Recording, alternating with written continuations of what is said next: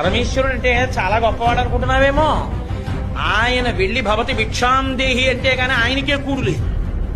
ఆయన భిక్షాటనమూర్తి.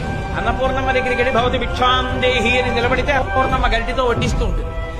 ఆయనకే అన్నం లేదు, ఆయనే భిక్షాందేహి అని అన్నం తెచ్చుకుంటాడు. ఆయన కోసం మళ్ళీ పెద్ద తపస్సు కూడా ఏమిటాడు.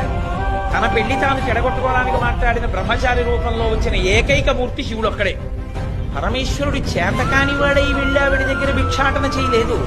ఆవిడంత చేతకానివాడని నువ్వు వచ్చి భవతి భిక్షాందేహి అంటే అన్నం పెట్టననేటంతటి వేళ అంత అహంకారంతో ప్రవర్తించే స్త్రీ ఆవిడ కాదు. ఎందుకు నిలబడ్డాడో తెలుసా అండి ఆయన? పరమశివుడు ఎందుకు నిలబడతాడో తెలుసా? ఆది భిక్షువు అని. లోకంలో ఎప్పుడు ఎక్కడ ఎవరికి ఏది కావాలన్నా కదలికలన్నీ ఆవిడే ఇవ్వాలి.